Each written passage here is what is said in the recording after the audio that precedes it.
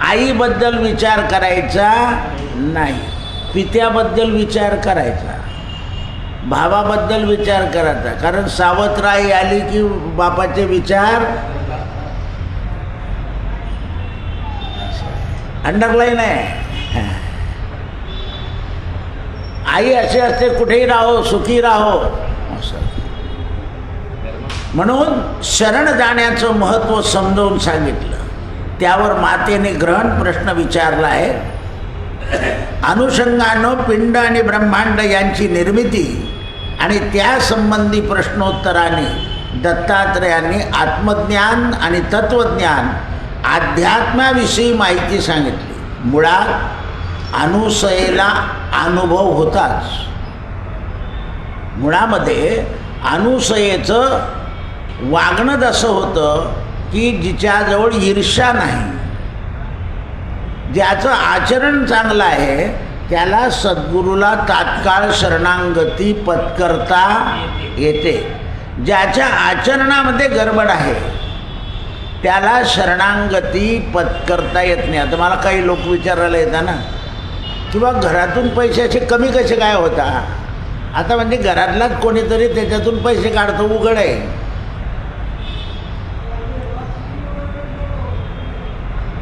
तर याच्यावर लोक दुसरा भूताचा प्रेताचा कोण सांगतो, जो चोरतो ना तोच सांगतो आपल्या घरात काहीतरी गडबड आहे. दारुडे माणसं आपल्या बायकोचं सुद्धा चोरून घेतात. तर त्यावेळेला त्यांनी घरात सावध राहणं महत्त्वाचं आहे, नुसते प्रश्न विचारणं तर महत्त्वाचं नाही. जास्त रक्कम असली तर लक्षपूर्वक ती व्यवस्थित ठेवली आणि त्याची किल्ली कोणाला समजू दिली नाही, असं आहे ते. हा म्हणतं खंडेरावचं रक्षाला आमच्याचं लाव, तू कशाचे रक्षा लाव. लक्ष्मीचं रक्षण करण्यामध्ये श्रेष्ठत्व आहे. हां, कारण तिच्याने अनेक गोष्टी निर्माण होऊ शकतात. बुद्धीला विचलित अवस्था येऊ शकते. काही काही लोकसुद्धा आपल्याला काय करायचं आहे म्हणून वायफळ खर्च करू शकतात ते. असं आहे जगामध्ये. आणि म्हणून अनुसयाच्या निमित्ताने संपूर्ण जीवसृष्टीला तत्वज्ञान सांगण्यात आलेलं आहे. आईसाहेब अनुसया कोण आहे? निमित्त आहे. यदुराजा कोण आहे? निमित्त आहे. उद्धव कोण आहे? निमित्त आहे. कल्याण कोण आहे? निमित्त आहे. कारण समाजाला ज्ञान सांगितल्याशिवाय समाजामध्ये समंजसपणा येत नाही. घरामध्ये सगळ्यांनी आपलं घर समजलं तर घराची व्यवस्था आर्थिक भौतिक नीट राहू शकते. अहो, रुमालाला पाय पुसायचे पण तळ पाय नाही पुसायचे ना. तळ पाय पुसायचं फडकं वेगळंच पाहिजे, नाही तर मग तळ पाय पुसायचे आणि परत त्याला तोंड पुसायचं. असं कसं काय चालेल? असं चालेल कसं? पायदान सुद्धा रोज झटकलं नाही तर मग त्याची धूळ पुन्हा पायाला लागायची. हे लक्षात आलं पाहिजे. म्हणून ते म्हणतात दत्तांनी सविस्तर निरूपण करून हरिओम हरिओम सविस्तर निरूपण करून तत्वज्ञान सांगायला सुरुवात केली.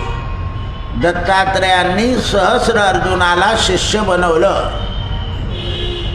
आता या इथे सहस्र अर्जुन दत्तात्रेयाचा शिष्य असून सुद्धा कोण होता? क्षत्रिय. त्याने जामदग्नीचा काय केला? वध.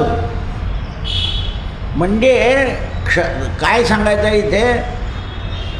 महाभारतामध्ये सुद्धा काय सांगितलं? क्षत्रियाला किती ब्रह्मज्ञान सांगितलं तरी ते अहंकारामुळे तो घालवून टाकतो, सत्तामुळे देतो त्याला. म्हणून धर्मराजा त्या ब्राह्मणापेक्षा तो श्रेष्ठ बनणार नाही. आणि जरी ब्राह्मण बनण्याचा प्रयत्न केला तरी ब्रह्मत्व टिकवू शकणार नाही. विश्वामित्र टिकवू शकले नाही. कारण त्याकरता तसा अनंत जन्माचा पुण्य असून एक जन्म लागतो. नामदेव महाराज सुद्धा म्हणतात, आम्हाला जे हे टिकलं आहे ते अनंत जन्माचे पुण्य होय. पुण्याच्या साठ्याशिवाय बुद्धीला स्थैर्य येत नाही. म्हणून त्यावेळे मी तीर्थाटन करीत असताना पहिला शिष्य यदूला केला आहे. त्रेतायुगामध्ये दत्तात्रयांनी सहस्र अर्जुनाला शिष्य बनवलं. सहस्र अर्जुन हा शूरवीर क्षत्रिय राजा होता. दत्ताचं दर्शन होताच तो दत्तांना शरण गेला आणि अध्यात्मतत्व जाणून घेण्याची इच्छा व्यक्त केली. त्यानुसार दत्त भगवंतांनी शिवपार्वती यांचा संवाद राजाला सांगायला. कारण दत्तात्रयांनी सुद्धा असं नाही सांगितलं की मी तुला गुरु आहे, मी सांगतो. शंकरानं पार्वतीला जे सांगितलेलं आहे ते मी तुला सांगतो. ते ऐकण्याचं भाग्य श्रोत्याला मिळालं असं सांगितलं. आणि सहस्रार्जुनाला काय सांगितलं की शंकराचं आणि पार्वतीचा संवाद तुला ऐकायला मिळतो हे तुझं भाग्य आहे. आता भाग्य चांगलं असल्यावर चांगलं वागणं हे महत्भाग्य आहे. नाही तर बऱ्याच लोकांना सगळ्या गोष्टी अनुकूल असतात पण चांगलं वागता येत नाही. कारण संगतीनं सवयी माणसाला जडून जातात. म्हणून संगत सुसंगत घडली पाहिजे. आणि नुसती संगत नाही तर पंगत. हां, आपण तर फरमाईश करतो पंगतची. असं आहे सुसंगत. काल रात्री सांगितलं ना, जिभेला सगळे चवी माहिती आहे पण त्याच्याबरोबर पोट खराब होईल, दात खराब होईल, कान खराब होतील हे काही ऐकत नाही. ते महामाया सगळ्या इंद्रियांकडून काम करून घेते. मेरूंचे बोरं स्टँडवर आहे एवढं ऐकलं ती नाही जिभेने, कानाकडून. ते जीभ गेलीच आणलेत बोरं आणि खाल्लेत तेव्हा नाही. कोण आज्ञा करते सगळ्यांना? म्हणून जिभेपाशी आहे सूत्र जगमित्र होण्याचे आणि जिभेपाशी आहे सूत्र रोगमित्र होण्याचे. जिभेपाशी सूत्र आहे रोगाचं मित्र बनवण्याचं आणि जगाचं मित्र बनण्याचं. म्हणून सहस्रार्जुन क्षत्रिय असल्यामुळे धर्माचं पालन केल्यामुळे तो कुठेही कमी पडू शकला नाही. सदैव त्याला विजय मिळाला. त्याने दत्तांकडून कवच घेतलेलं होतं. आपण दत्त कवच, राम कवच, कृष्ण कवच सगळे वाचता. आता यज्ञ कोणी, आणि दुसरं असं आहे हल्ली ब्राह्मण कोणत्याही माणसाला कोणताही यज्ञ करायला सांगतो. कोणता यज्ञ कोणी करावा हे ठरलेलं आहे. वानप्रस्थाश्रमी लोकांनी दत्तयाग करावा, बाकीच्या लोकांनी वैष्णव याग करावे. कारण त्यांना गृहस्थाश्रमाचं जीवन चांगलं करायचं असतं. तर हल्ली दत्तयाग सगळे दत्तयागात घुसून जातात आणि तसं काही वागता येत. 8 दिवसानंच विचारतो केव्हा खाय प्यायचं असं आहे ते. हे लक्षात नाही येत आपल्याला. सगळे यागाचे पुस्तकं निघाले, जो तो पुस्तक वाचून यज्ञ करतो. बरं जर कडक लावला यज्ञाला नियम तर लोक येणार नाही आणि लोक नाही आले तर मजा येणार नाही. म्हणून हे बी नियम ढिले करून टाकतात.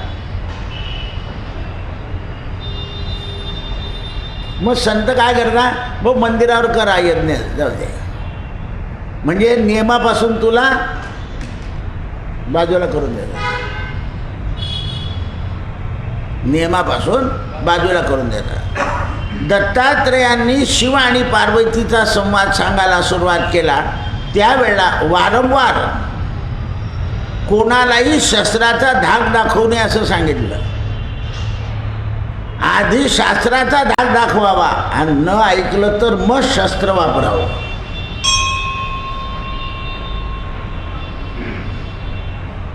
ब्राह्मणाजवळ शास्त्र आणि क्षत्रियाजवळ शस्त्र. शस्त्र आणि शास्त्र या दोघांना धार आहे. शास्त्र चुकलं तर प्रायश्चित्त आणि चुकलं तर प्रहार. त्याला नाही 10 फटके 15 फटके 10 दंडे. आता मारायचं नाही ना, पोलीस म्हणतो उठ बशा काढ रोडवर, तू कान धरण उठ बशा काढ. शस्त्र आहे ते. मारायचं नाही ना कोणाला, उठ बशा काढ, लाज वाटू दे, याला मिरवा. शस्त्र आहे ते की जेणेकरून त्याच्या मनात आपण अपराधाने काही शिक्षा भोगतोय याची जाणीव करून द्यायची आहे. त्याचा अपमान नाही करायचा आहे. त्याचा अपमान नाही करायचा आहे. म्हणून हे समजावून सांग. सहस्रार्जुनाचा शस्त्र आणि शास्त्र माहिती असून त्याला कोणी पराभव करू शकत नव्हतं. म्हणून सहस्रार्जुनाचं कौर्य वाढू लागलं आणि भूतलावर त्याने उच्छन्द मांडला. त्याच्यामुळे सगळ्या क्षत्रियांनी उच्छन्द मांडून टाकला. आणि त्यावेळेला भगवतीला अवतार घ्यायचा होता, पार्वतीला. म्हणून पार्वती ही रेणुका बनली आणि जामदग्नी हे शंकर बनले. आता शंकरांनी पाहिलं की आता संहार करायचा आहे. क्षत्रिय अति उन्मत्त झाले, ऐकत नाही आहे. मग संहार करायचं काम कोणाचं आहे? आपलं. मग आता हे सगळे क्षत्रियांचा संहार होण्याकरता त्यांच्याकडून संस्कार करा. म्हणून जामदग्नी ऋषीच्या शरीरामध्ये शंकरांनी प्रवेश केला आणि जामदग्नी ऋषीच्या आणि सहस्रार्जुनाचा युद्धाचा प्रसंग उभा राहिला. जवळ परशुरामाला यात्रेला पाठवून दिलं आणि सहस्रार्जुनानं जामदग्नींचा शिरच्छेद करून टाकला. सहस्रार्जुनानं आणि परशुराम अवतार व्हायचा होता. मग तो कोणाच्या तर्फे व्हायचा होता? तर शिव आणि पार्वतीच्या तर्फे. म्हणून परशुरामाचा जन्म झाला. परशुरामाला यात्रेला पाठवून दिलं. सगळ्या यात्रा करवल्या आणि आईला विचारलं कोणी मारलं? सहस्रार्जुनाने. जोपर्यंत क्षत्रियांना मारणार नाही तोपर्यंत श्राद्धच करणार नाही, परवानगी घेऊन टाकली. कोणी केलं हे? शंकराने. कारण अति क्षत्रिय क्रोधायमान झाले होते. समता बिघडून टाकली होती, विषमता वाढवली होती. हम करे सो तुम करे सो बेकायदा. घरामध्ये सुद्धा पती पत्नींनी दोन्ही मिळून कायदा चालवला पाहिजे. एकाच माणसाचा चालला की घरात दरवाजाला खिडक्या आणि खिडक्याला पडदे.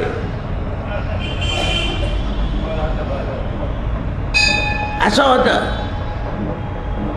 दोन्ही समान चाललं पाहिजे. कारण काही निर्णय मुलांच्या बाबतीत आईला चांगले घेता येतात, वडिलांना एकदम टोकाचं घेतात. म्हणून तिथे तिकडे निर्णय तिकडेच सोडायचे. तो अभ्यास करत नाही ते तू पाय, मला माहीत नाही, बस असं म्हणून बाजूला व्हायचं. पण आपण काय करतो? आपण हातात निर्णय घेतो. आई आधी प्रेमानं केव्हा केव्हा कठोर बोलून लगेच प्रेमानं करते.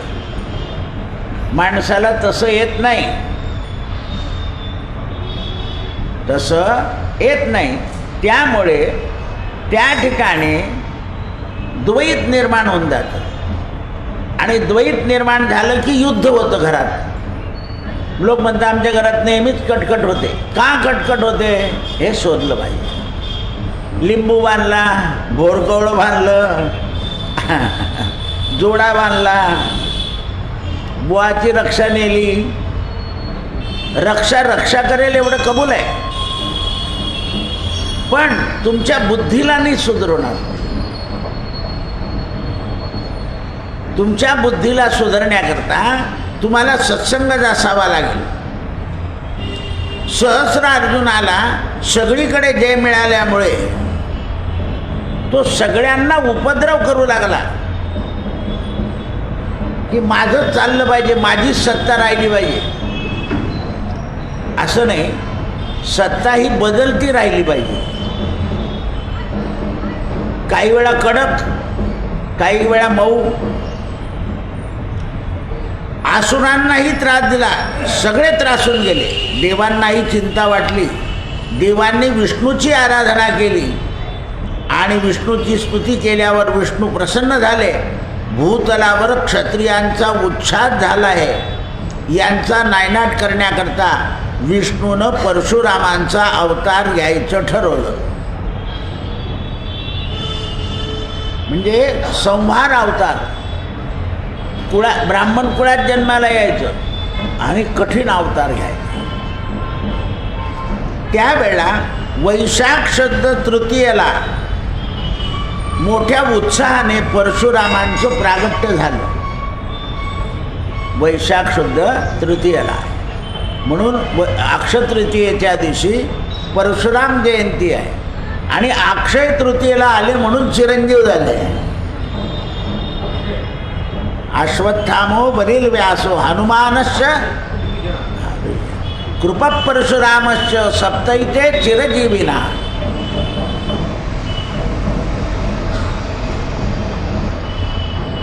म्हणून या भूतलावर सर्व क्षत्रियांचा उच्छेद करायचा आहे आणि मोठ्या उत्साहाने जन्मसोहळा झाला.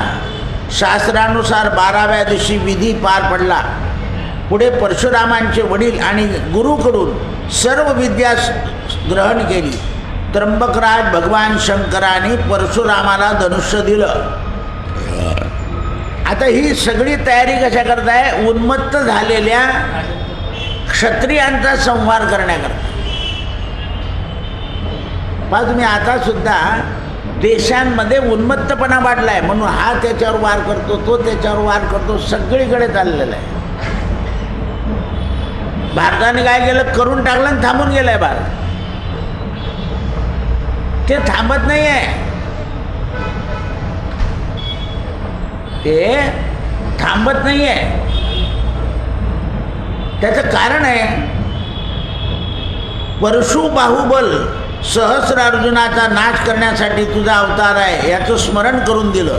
त्यानंतर सहस्र अर्जुनाने अतिशय क्षत्रियांना नामहरण केलं. अनेक लोकांनी पराभव पत्करला आणि अनेक जण पळून गेले. अनेक राजांनी सहस्र अर्जुनाच्या भीतीने स्वतःला जाळून घेतलं, जोहार केला. सर्व वृत्तांत ऐकून सहस्र अर्जुनानं परशुरामाशी लढण्याचा सज्ज झाले. दोघांमध्ये तुंबळ युद्ध झालं. अनेक शतके चाललेल्या युद्धानं परशुरामाच्या हातात लक्षात आलं की परशु आपल्या हातात आहे. कोणत्याही शास्त्राचा उपयोग न करता सहस्र अर्जुनावर परशुचाच उपयोग करा. कारण याला अंगावर दत्त कवच आहे. म्हणून आपल्यावर देवाची कृपा असेल तर दुसऱ्यांचं वाईट करायचं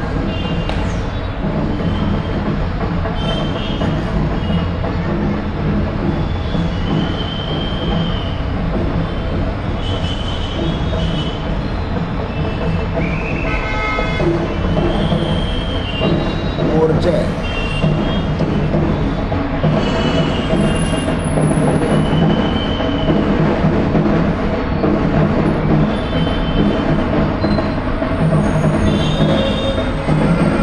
गुरुजी,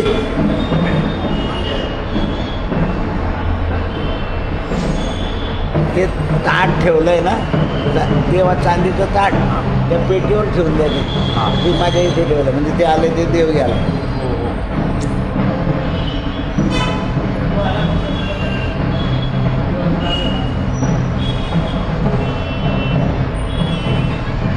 येते बाबा येते.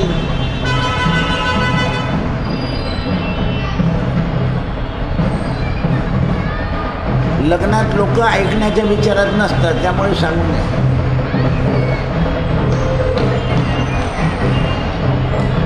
काय पाहिजे तुम्हाला? काय पाहिजे?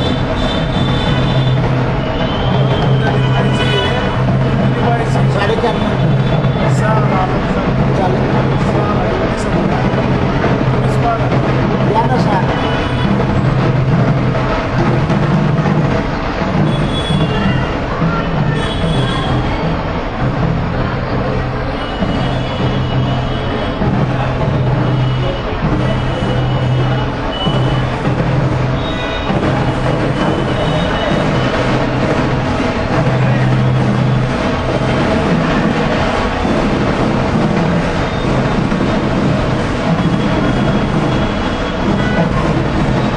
तिथे ताट ठेवलं का?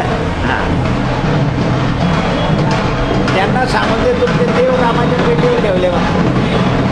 त्यांना म्हणा तुमचे देव नामाच्या पेटीवर ठेवले, तिथून घेऊन द्या म्हणा.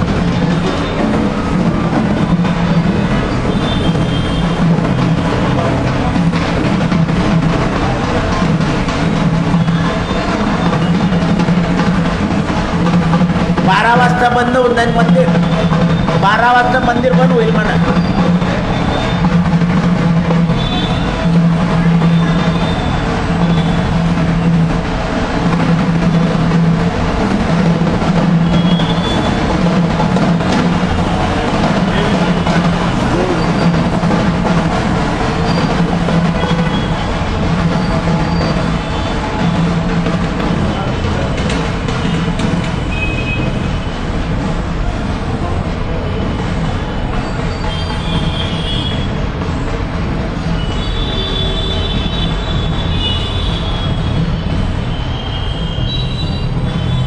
संघर्ष यात्रा आहे हो.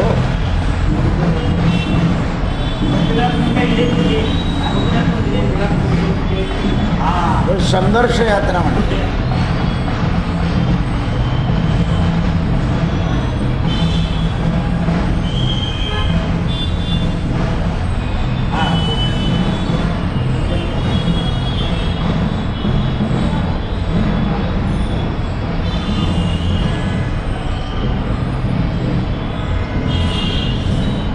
परशुराम कैलास होणे गेले. त्यांनी भगवान शंकराच्या गळ्यात एक माळ घातली आणि सहस्र अर्जुनावर मला प्रयोग करायचा आज्ञा द्या असं मागितलं. पहा, अवतार असल्यामुळे नियमाने कसं वागता येतं आणि अधिकार असल्यामुळे माणूस नियम कसा मोडतो, दोन गोष्टी लक्षात घ्या.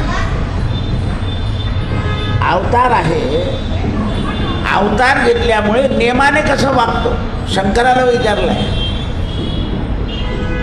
केव्हाही काही करायचं असेल तर गुरुला विचारून घ्यावं. गुरु वाम मार्गाने जाऊ देणार नाही. भैरवाची उपासना सांगणार, मारुतीची सांगेल. ठीक थांब ना, ते काही करतील. म्हणून त्यावेळेस सहस्र अर्जुनानं रणभूमीवर घटलं. भगवान शंकराने त्याला सांगितलं तो अजरामर होण्याच्या विचारात आहे, पण या जगात अजरामर कोणी होऊ शकत नाही. सहस्र अर्जुनावर दत्ताची कृपा आहे. दत्तांनी त्याला अभयदान दिलंय. दत्त कवचाबद्दल त्याला सांगितलंय. दत्तांनी ज्या अर्थी त्याला कवच प्रदान केलं आहे त्या अर्थी त्याचा निश्चित तो सद्गुरू कृपेला पात्र आहे. त्यांचा शिष्य आहे म्हणून तो अजिंक्य आहे. परंतु वर्तमानात तो शिक्षेस पात्र झाला आहे, कारण तो सगळ्यांचा संहार करतो आहे. पात्र आहे तो, पण कर्माने अपात्र झाला. मनुष्य कर्मानं श्रेष्ठ ठरतो आणि कर्मानेच अपवित्र होतो. दुष्चित कर्म आपल्याला अपवित्र करतं.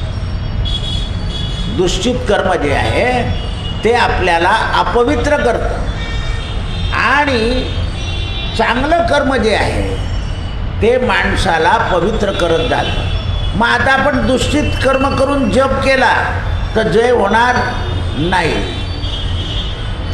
सत्कर्म करून जपाला मदत केली पाहिजे. तुमचं जोपर्यंत सत्कर्माचं आचरण होत नाही तोपर्यंत आचरण शब्दामध्ये जो आहे त्याचं नावच आचार आहे.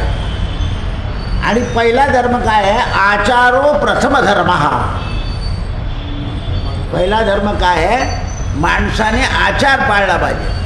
रावण ब्राह्मण कुळात जन्माला आला, वेद जाणले, पण आचार नष्ट होता. आणि आचार नष्ट होता म्हणून विचार भ्रष्ट होता. लुटायचा तो, लूट करायचा. आमच्या राजा लोकांनी लूट केली पण ती खाल्ली नाही, ती धर्माला लावली. सुरत लुटली कुठे दिली, अमुक लुटलं कुठे दिलं, अफगाणिस्तान लुटलं कुठे दिलं. त्यामुळे त्यांचा आचार आणि नीती कायम राहिली. आपण सुद्धा समजा सप्ताहाकरता 50 हार आणायला सांगितले, त्या 50,000चे 500च्या ऐवजी 5,000 लावले, काय होईल? लूट. वाउचर खोटं. एकदा मी रवंजाला होतो आणि तिथे एक आपला बुवा होता, तो त्याच्याकडे बुवा म्हणे, हे बाय जास्ती भारी हार आणायचे नाही, 1 मिनटं बुवाच्या गळ्यात टाकायचा असतो, काही त्याचा उपयोग होत नाही, तिथे पैसा करू नको, अन्नदानात पैसा चालले, चालणार नाही म्हणे. मला हार आणलेले एवढे मोठे बिलकुल नाही. नामदेव बुवा रवंजेकर माझ्या डोळ्यासमोर, योग्य खर्च तिकडे चालत आहे. गावराणी तू बाण, डालडा आणू नको, नाही तर अर्धा डालडा नालडा गावराणी असं करू नको.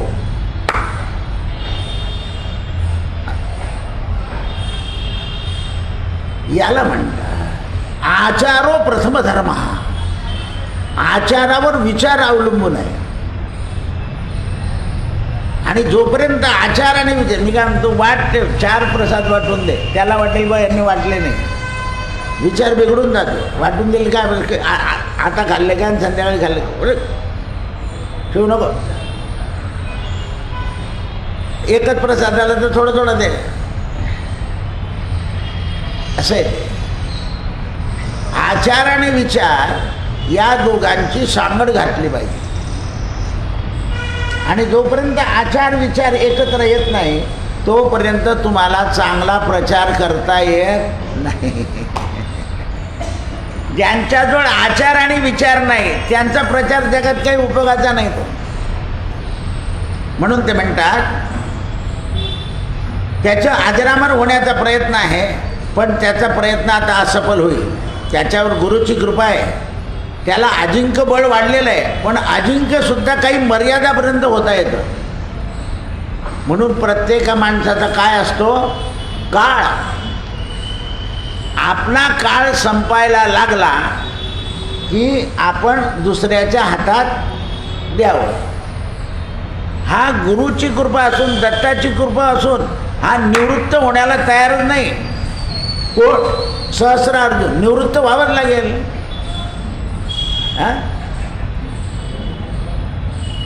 तुम्ही निवृत्त नाही झाले, तुमचा काळ संपलाय. सरकारसुद्धा निवृत्तीचा काळ देतो 58 वर्ष. निवृत्तीचा काळ आहे. आणि जर तुम्ही निवृत्त होत नसाल तर तुमची प्रवृत्ती खराब होईल. तुमची प्रवृत्ती खराब होईल. आणि प्रवृत्तीमुळे तुमच्याकडून राज्य शासनाचं काम किंवा धर्मशासनाचं काम नीट होणार नाही. मग दुसरा मनुष्य नेमून सल्ला देण्याचं काम करायचं. म्हणून कमिटीमध्ये सल्लागार समिती वेगळी असते, ती अनुभवजन्य असते. त्यांनी अनेक कार्य केलेले असतात. कोणतं कार्य कसं कुठपर्यंत न्यायचं हे त्यांच्याजवळ अनुभव जमा असतो, म्हणून ते सल्लागार असतात. पण सल्लागारसुद्धा खरं काम करणारे पाहिजे, नाहीतर हल्ली सल्लागार खूप मिळतात. क्षत्रियांनी उच्छेद मांडला आहे, त्यामुळे क्षत्रियांचा भूमीवर भार झाला आहे. आणि देवकार्य एवढं आहे की भूमिभार उतरवण्याचं काम देवाचं आहे. कशाकरता अवतार घेतो? भूमिभार हारावयासे. मग कुठेही भूमीचा भार होता कामा नये, म्हणून त्यांना शिक्षा भोगावीच लागेल. आता सहस्रार्जुनानं भगवान शंकराला मृत्यूनंतर त्यांच्या पायाजवळ जागा मागून घेतलेली होती की मी गेल्यानंतर मला तुमच्या पायाजवळ जागा. पण जेवढे राक्षस आहे ना त्यांनी देवींजवळ देवांजवळ जागा मागून घेतलेली आहे. महिषासुरमर्दिनी माझ्या नावाने तू, पुंडलिका वरदेव भक्ताला सुद्धा. तर देवाच्या पायाजवळ जागा मागायची बुद्धी होते, त्याच वेळा तो उद्धार होता. पण सत्तेचा मत, सत्तेचा अहंकार हा मात्र माणसाला सगळ्याचा विसर पाडतो. द्रव्यमत, सत्तामत, अधिकारमत, संतपद म्हणून काही संत काय म्हणतात, व असं शास्त्र आहे, या उपर तुम्ही सगळेजण ठरवान करा, तर सुट्टे होऊन जातं. हे ताटसुद्धा त्यांना आताच न्यावं लागेल, नाही तर 12 वाजता पण. हां नाही तर मग 4:30.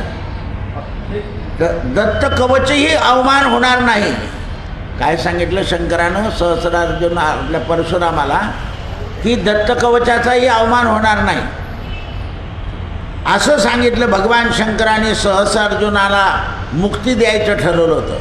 अशा प्रकारे दत्तांनी शिक्षा होणे देखील भाग्यात पाहिजे.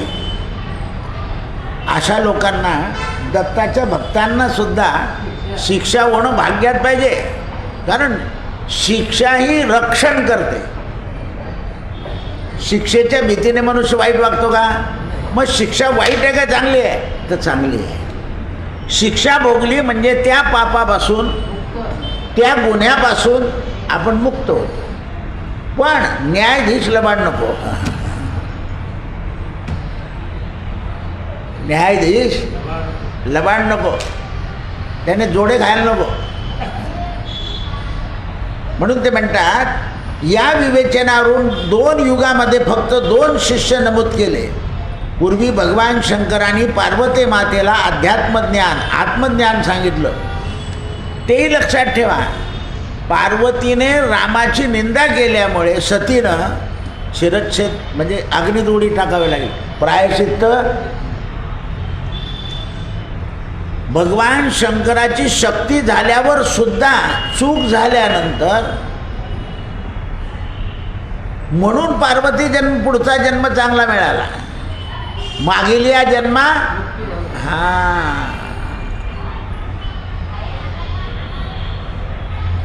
ही गोष्ट कळाली पाहिजे. भगवान शंकराने मग पार्वतीला मुक्त करायचं आहे, म्हणून या जन्मामध्ये अध्यात्मज्ञान सांगितलं. अध्यात्मज्ञानाशिवाय मुक्त होता येत नाही. लोक गीता चट वाचता, तरीही त्यातून मुक्त होण्याची विचार नाही आहेत. गीता काय करते? मुक्त होण्याच्या कल्पना देते. गजानन महाराज लोकमान्य टिळकांनी सांगितलं, काम संपलंय, आता हे काम कर, तुला एकांत मिळेल, अशा ठिकाणी हे काम होईल. मंडालयाच्या तुरुंगामध्ये. गीता रहस्य नावही काय दिलं? रहस्य. म्हणून श्रीदेवांनी अनुसयाच्या मातेच्या निमित्तानं सगळ्यांना हे ज्ञान करतं. पिंड प्रकरण असून यात गर्भधारणा व जीवाच्या 9 महिन्याचा प्रवेश सांगितला आहे. आता जे पुढचं ज्ञान सांगणार आहे त्याच्यात रज आणि बीज आणि पवन 3 गोष्टी बिंदूमधून पिंडात, म्हणजे रज आणि वीर्य आणि त्याला वायू म्हणजे प्राण, याच्याने त्याच्यात उत्पत्ती होते सगळी. त्या जीवांना ते मिळाले की तिथे वायू जातो आणि वायू ती क्रिया करतो. म्हणून आपलं शरीर गुंफण्याचं काम कोणाचं आहे? वायू. प्राण म्हणजेच वायू. पण तो कसा पाहिजे? शुद्ध. म्हणून आईच्या घरात वातावरण भयाचं नको, सुनेचं वातावरण भयकारक ठेवायचं. प्रेम आज्ञाधार, आपण म्हणतो धाकात राहील, नाही नाही, प्रेमानं धाक पाहिजे. चुकल्याबरोबर लगेच चूक कबूल केली पाहिजे, चूक लपवायची नाही. आणि चुकीचं प्रायश्चित्त लगेच मागायचं.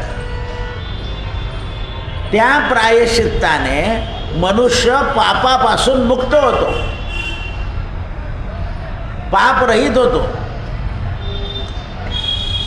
या गर्भधारणेपासून 9 महिन्यापर्यंत ज्ञान सांगितलं. रज, बीज आणि पवन हे 3 बिंदू पिंडाची, त्यातून ब्रह्मांडाची उत्पत्तीचं ज्ञान झालं. मग हे 3 एकत्र येतात आणि त्याच्यापासून सगळ्या ब्रह्मांडाचं ज्ञान प्राप्त होतं. म्हणून बिंदू आणि पिंड, आणि पिंडापासून ब्रह्मांड मोठं. आता एका बिंदूतून आपलं शरीर हे ब्रह्मांड निर्माण झालं. 1, 2, 3 आणि 4 भाग झाले. गुडघ्यापासून खाली एक भाग, गुडघ्यापासून कमरेपर्यंत एक भाग, कमरेपासून हृदयापर्यंत एक भाग आणि हृदयापासून डोक्यापर्यंत एक भाग, एकूण 4 भाग झाले. 4 भागामध्ये देवाचं रूपांतर, देहाचं, जसं देवाचं तसं देहाचं. देह शब्द आहे, देव आणि देह यांच्यामध्ये शब्द देह. देह देव. मग याच्यामध्ये जर हा देह गुरुला शरण गेला तर देह देव होतो. पण त्याला शरणांगती स्वीकारणं महत्त्वाचं आहे. म्हणून आईला काय सांगितलं की आई शरणांगती स्वीकार. कोणाची? गुरुची. गुरुच्या शरणांगतीचं ज्ञान सांगितलं. पण शरण जायचं कसं? तर त्याच्याकरता भगवान दत्तात्रयांच्या चरित्रापेक्षा भगवद्गीतेत सांगितलं आहे. दत्तगीताही वेगळी आहे. त्याच्यात काय सांगितलं की तू शरीरानं शरण येऊ नको, बुद्धीने ये. शरीराने लोटांगण कोणी घालू शकतं. गजानन महाराजाचा घोडासुद्धा नमस्कार करतो, हत्ती नमस्कार करतो.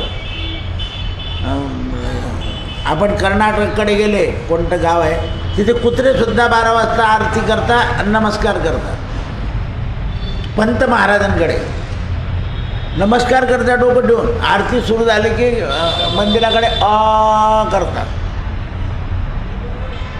तर ते देहाने जाता येतं, विचारानं बुद्धीनं शरण केलं पाहिजे. दत्तांच्या तोंडून आत्मज्ञान ऐकण्यात मग्न झालेल्या अनुसय मातेनं आणखीन तत्त्वज्ञान जाणून घेण्याची उत्सुकता गेली. ती म्हणाली, आतापर्यंत तू मला बाह्य जगाचं तत्त्वज्ञान, अध्यात्मज्ञान, सद्गुरूची महती अजिबात सांगितली नाही. आता मला अंतगर्भामध्ये आघात हालचाली कथा ऐकायची आहे.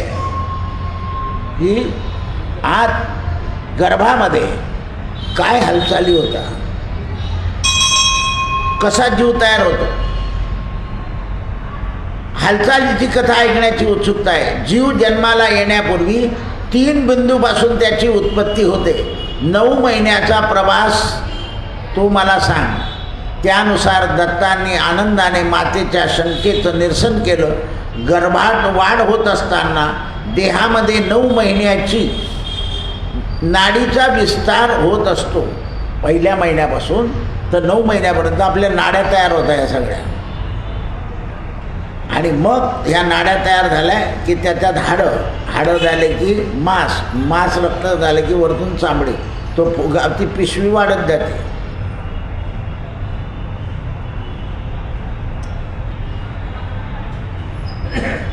माझ्या शंकेचं निर्भन कर. गर्भामध्ये वाढ होत असताना 9 नाड्याचा विकास होतो. मुख्य नाडी म्हणजे कुंडलिनी. कुंडलिनीचे 8 प्रकार आहेत. हंसरूपिणी, प्राणवाहिनी, इडा, पिंगळा, गांधारी, हस्तिनी, पुखा आणि शंकिनी. सगळं कार्यस्थान महत्त्वाचं भिन्न भिन्न आहे.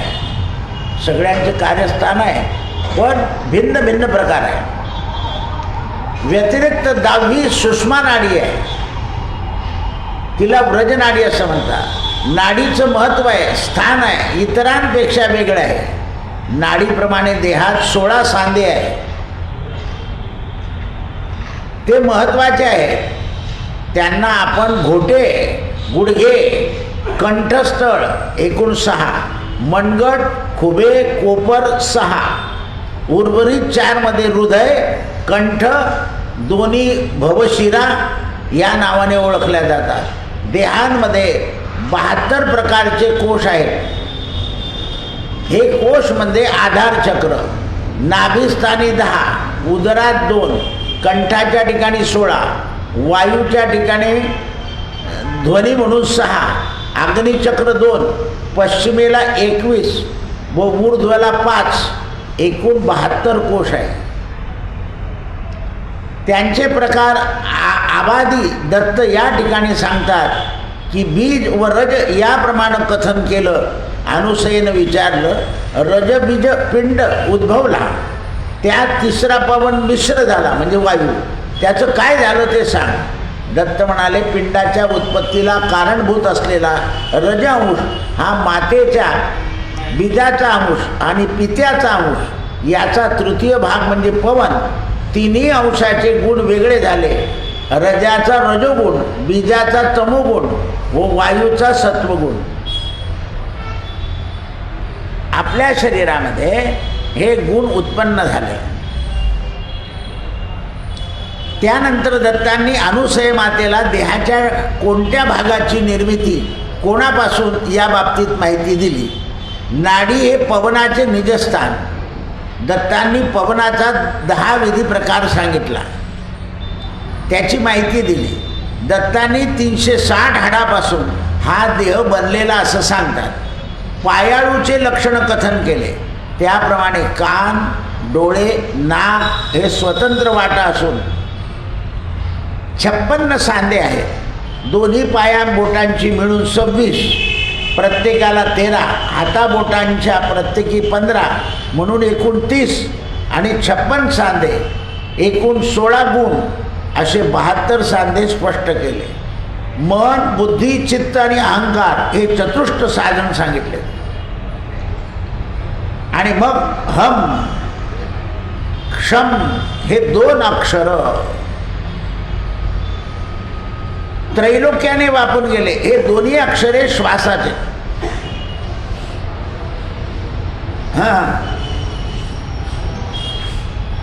श्वासाचं. हम म्हणजे घेतला, क्षम म्हणजे सोडला. या अध्यायामध्ये आघात ज्ञान ऐकत असताना अनुसय मातेची उत्सुकता वाढली आणि त्याच विविध प्रश्न केले आणि दत्तात्रयांनी प्रश्नाचे उत्तर दिले. कृष्णार्पणमस्तु. सत्यगुरुराये कृपा मद केली, परिणाई घडली सेवा काही.